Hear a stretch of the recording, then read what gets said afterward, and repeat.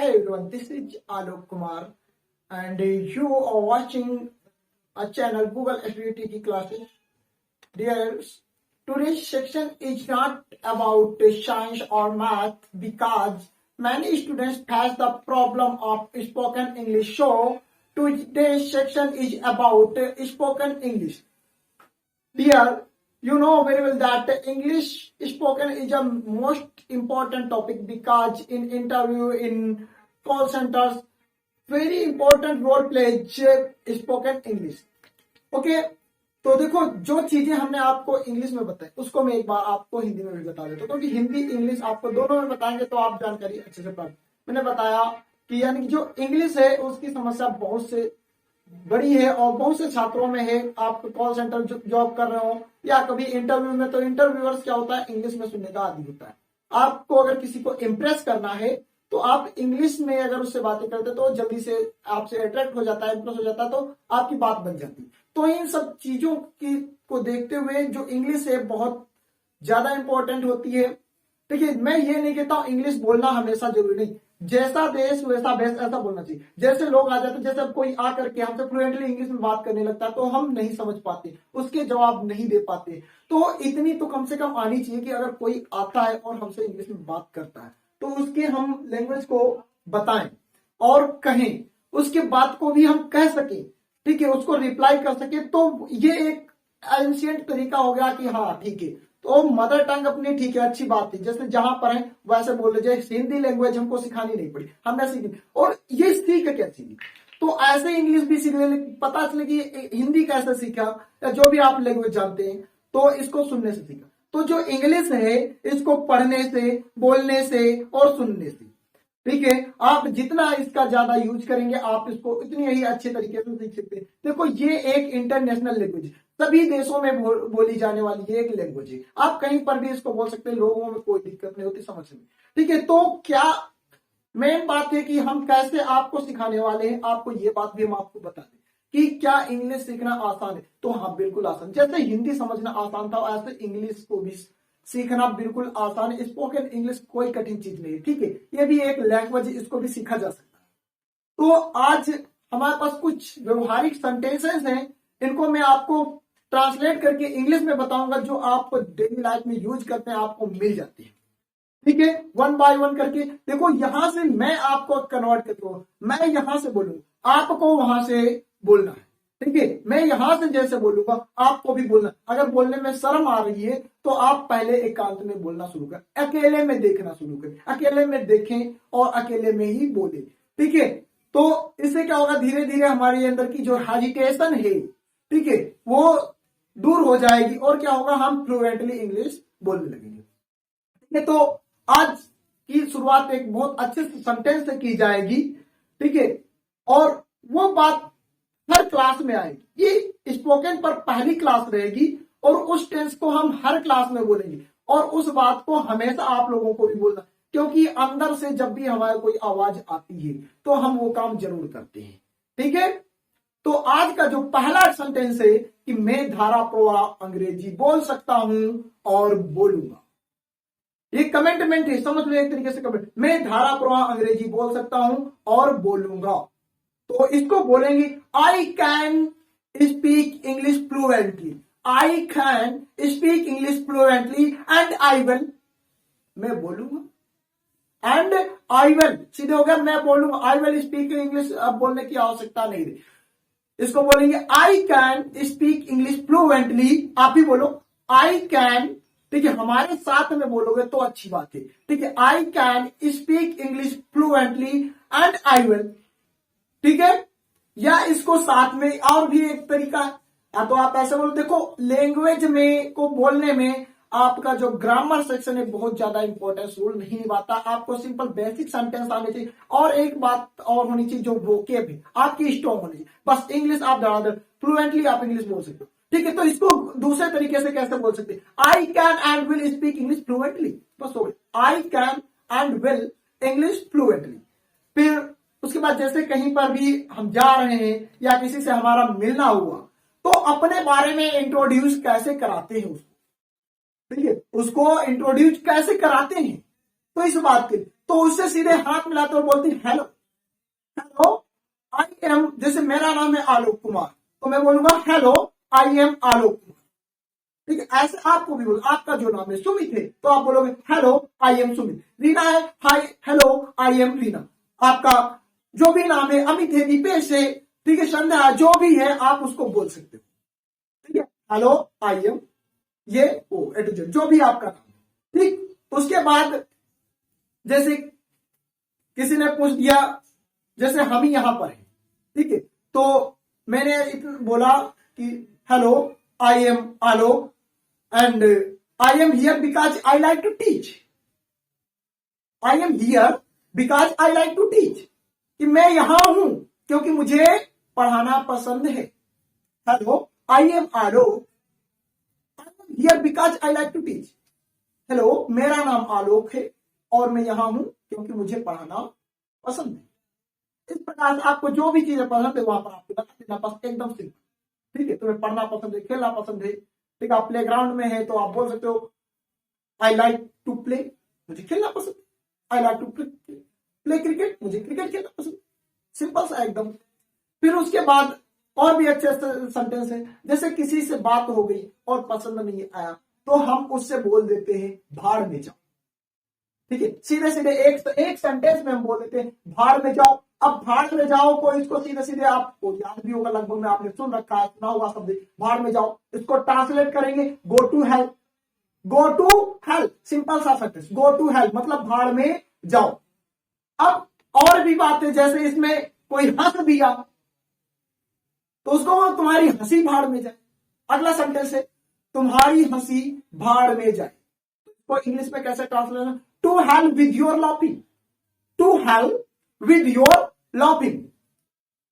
ठीक है, अब कभी क्या कोई डिसीजन लेना है, कोई बात हो गई, जैसे किसी ने कहा कि जो मुझे करना था मैं कर लिया, अब तुम करो, मतलब तुम जो करना चाहो करो, मतलब अगला सेंटेंस इसी पर आधारित। अब फैसला तुम्हारे हाथ में, अब फैसला तुम्हारे हाथ में, तो बोलेंगे now the ball is in your hand. अब फैसला तुम्हारे हाथ में, now the ball is in your hand. अब इसको सेंटेंस देखो, ये थोड़ा एक्सीडेंट हो, थोड़ा अगर सेंटेंस पर बनाओगे तो अब फैसला तुम्हारे हाथ में, तो इसको दूसरे तरीके से कैसे आओ, now the decision is in your hand. जैसे कभी कभी क्या हो गया, अगला सेंटेंस देखते हैं, जैसे कभी कभी हमारे साथ आई बात कि ठीक है तुम्हें जो करना था कर लिया, अब मुझे जो करना है वो मैं करूंगा।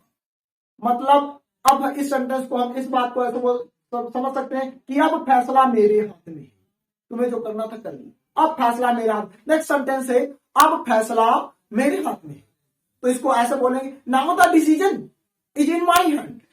Now the decision is in my hand. और इसको फ्लुएंटली अगर बहुत अच्छे में बोलना चाहते हैं तो now the ball is in my hand. Now the ball is in my hand.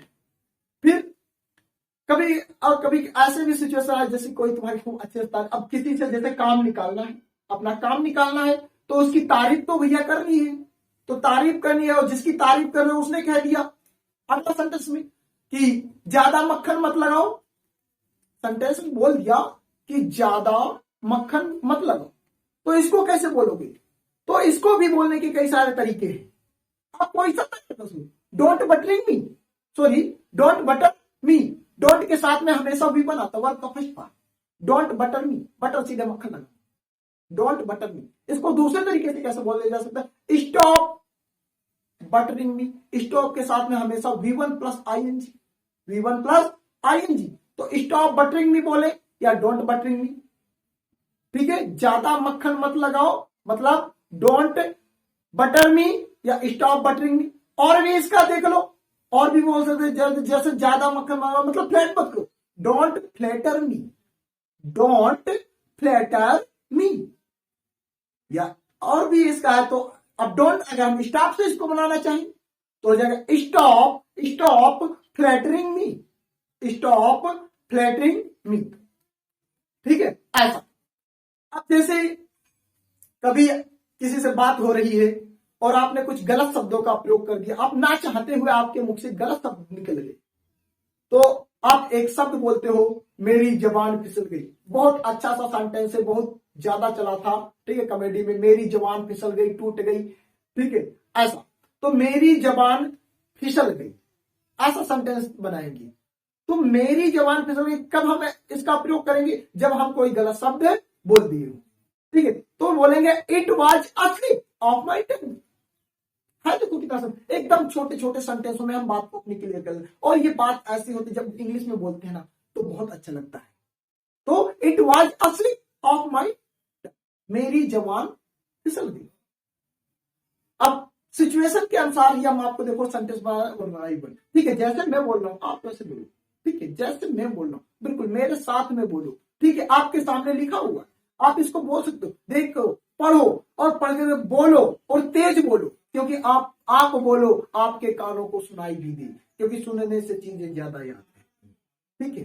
तो इस बात को, जैसे अब क्या हुआ, जैसे आपके कोई घर आया, एक और कंडीशन आपको बता रहे, जैसे कोई घर आया और ज्यादा शर्मा रहा है इधर उधर, ठीक है। तो आप उससे कहो ज्यादा शर्माओ, अपना ही घर समझो, बोलते ना, इसे अपना ही घर समझो। तो अगला सेंटेंस अपना घर समझो, अगला सेंटेंस अपना घर समझो। तो इसको इंग्लिश में करेंगे feel at home, feel at home, अपना घर समझो। उसे यही तो बोलना चाहेंगे कि अपना घर समझो, शर्माओ मत, ठीक है। बोलते चिल यार, फील एट होम, अपना घर समझो, ठीक है। आप भी बोल अपना घर समझो, फील एट होम। फील मतलब समझो, मतलब अंदर से फीलिंग ना, अपने घर जैसे। तो फील एट होम, ठीक है। तो ऐसा हो जाता है। अब जैसे कोई किसी ने कोई काम किया और किसी चीज से डर रहा, डरने की सिचुएशन जब भी आ जाती तो उसको हम धीरज बढ़ाते हैं, धीरज बढ़ा, घबराओ मत, मैं तुम्हारे साथ हूं, मैं तुम्हारे साथ हूं, घबराओ मत, मैं तुम्हारे साथ हूं। अगला सेंटेंस कि घबराओ मत, मैं तुम्हारे साथ हूं। तो इसको इंग्लिश में बोलेंगे डोंट वरी। एक सेंटेंस चला था, don't wear when your friend is here, ऐसा सेंटेंस आपने सुना था। तो सेम वही कि घबराओ मत, मैं तुम्हारे साथ हूं, मतलब now now I have got your back, तुम्हारे पीछे, मतलब तुम्हारे साथ में हूं। योर बैक का मतलब तुम्हारे, got your back, I have got your back, don't worry, या डोंट वरी को आप पहले भी बोल सकते हो, don't worry I have got your back, मतलब घबराओ मत, मैं तुम्हारे साथ, ठीक है। इस प्रकार, ठीक है। इसको एक बार फिर भी आप भी बोले कि I have got your back, don't worry, I have got your back, don't worry, ठीक है। अब जैसे एक अगला सेंटेंस, जैसे क्या हुआ, जैसे मार्केट हमने कोई भी चीज लागू बनाई, ठीक है, वो बिक गई, जैसे बुक ले लेते हैं। जैसे एक अगला सेंटेंस है कि यह किताब धड़ाधड़ बिक गई, मतलब बिल्कुल बिक गई, जोर एकदम। तो यह किताब धड़ाधड़ बिक गई, या नोट्स हमने लिखी तो बिक गई, ठीक है। तो यह एक अगला सेंटेंस ये हमारा, यह किताब धड़ाधड़ बिक गई। तो इसको कैसे बोलेंगे, दिस बुक, अब बिक गई, वी थ्री आ जाएगा, क्योंकि वो अपने आप थोड़ी होगी, बेची गई होगी, ठीक है। तो पैसिव में चले जाओ, ठीक है। तो इसको बोलेंगे this book is sold, this book is sold like hot cats, यह किताब धड़ाधड़ बिक गई। अब जैसे कभी कभी एक अगला सेंटेंस देखो, जैसे लिखा है कि मुझे घूरना बंद करो।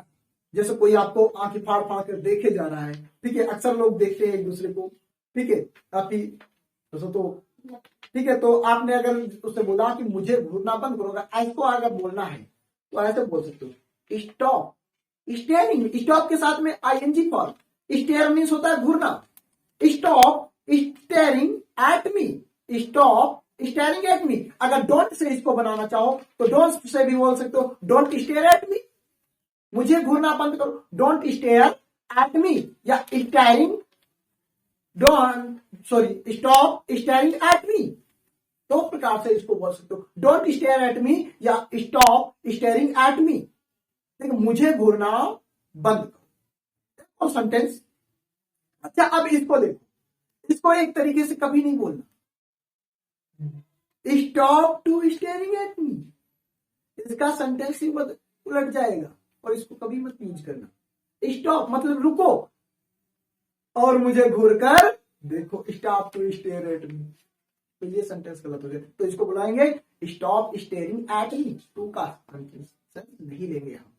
एक और सेंटेंस जैसे हमें जब भी बोलना होता है दोनों प्रेमी भाग गए, ऐसा काफी बार आता है, तो कर लेते हो तो दोनों भाग गए, तो उसको हम थोड़ा अच्छे में बोलेंगे कि बोथ लवर्स, बोथ दोनों प्रेमी, बोथ लवर्स इलोप्ड, बोथ लवर्स इलोप्ड, दोनों प्रेमी भाग गए, तो इसको बोलेंगे इलोप्ड। इलोप्ड मीन्स होता है भागना, ठीक है, रन अवे का यहाँ पर प्रयोग नहीं, दोनों प्रेमी भाग गए, जब भी भाग गए तो इलोप्ड अच्छा शब्द है, ठीक है, बोथ लवर्स इलोप्ड। एक और सेंटेंस देखो, जैसे क्या हुआ गांव में ज्यादा सा समस्या होती है, बोलना पड़ता है कि उसने हमारी जमीन जब्त कर ली, या उसने हमारी जमीन छीन ली, ऐसा। तो जब्त कर ली, उसने हमारी जमीन जब्त कर ली, अगला सेंटेंस है उसने हमारी जमीन जब्त कर ली, तो ही हैज सीज्ड, जब्त करना सीज, जब्त करना की seize, he has seized my land, he has seized my land, ठीक, उसने हमारी जमीन जब्त कर ली, he has seized my land, ठीक है। चलो एक और बात, क्या होता है जैसे किसी को किसी से प्यार हो गया और फिर जानकारी हो गई, तो बोलते प्यार होता ही नहीं, हो जाता है, या तो सेंटेंस बोलते हैं प्यार अंधा होता है। तो पहला सेंटेंस ये तो आपने सुन रखा है, प्यार अंधा होता है, प्यार अंधा होता है, love is blind, love is blind, प्यार अंधा होता है। और इसका अगला बताया आपको कि प्यार होता नहीं, हो जाता है। इस बात को अगर आप बोलोगे तो कैसे बोलोगे लव इज स्पॉन्टेनियस, इसका मतलब हो गया लव इज स्पॉन्टेनियस, प्यार अपने आप होता है, तो अपने आप होता मतलब होता नहीं, हो जाता है, लव इज स्पॉन्टेनियस, प्यार होता नहीं, हो जाता है, ठीक है। एक और जैसे कभी कोई काम करने को सोचता है और किसी ने आशीर्वाद दे दे, तो भगवान करे, तुम्हारा कहना सच हो, तो भगवान करे, भगवान करे, भगवान करे, ठीक है। तो भगवान करे को कैसे बोलोगे, तो बोलोगे गॉड विलिंगली, गॉड विलिंगली, या बोलते हो भगवान करे, इसको क्या बोलते हो गॉड विलिंगली, ठीक है। तो आपकी सेक्शन में बस इतना ही, फिर मिलेंगे अगले सेक्शन में। आपको ये सेक्शन अपने उन सभी दोस्तों में शेयर करना है जो इंग्लिश सीखना चाहते हैं, ठीक है, जिनको इंग्लिश में प्रॉब्लम आती है, ठीक है। वन बाय वन आपको बहुत ऐसे सारे सेंटेंस लेकर के आएंगे। देखो एक ये वीडियो देखोगे तो आपको इंग्लिश फ्लुएंटली बोलना तो आ ही जाएगा, इतना आपके साथ वादा हम करते हैं, अच्छे से आपको इंग्लिश सीखना आ जाएगा। बस 3 काम जरूर कर देना, दोस्त तुम्हारे साथ आए तो वीडियो को लाइक कर देना, अपने दोस्तों में, सभी दोस्तों में इसको शेयर कर देना, और चैनल को सब्सक्राइब जरूर कर लेना। बस इतना काम आपको करना है। और इंग्लिश इसको देखो 2-4 बार देखोगे तो वही चीजें रिपीट होंगी, वही चीजें सामने, ये सिचुएशन के अनुसार हम आपको सेंटेंस बता रहे हैं, ठीक है। बहुत सारे ऐसे सेंटेंस लेगा, 1 बाय 1 पार्ट लेकर के आएंगे, और एक से एक अच्छे सेंटेंस लेकर के आएंगे, जैसे व्यवहार में यूज होते, जैसे हम यूज कर रहे हैं, आप लोग यूज करते, सभी सेंटेंस वैसे ही बताए जाएंगे, ठीक है। थैंक यू, फिर मिलते हैं नेक्स्ट वीडियो में अगले बहुत ही अच्छे प्रश्नों के साथ।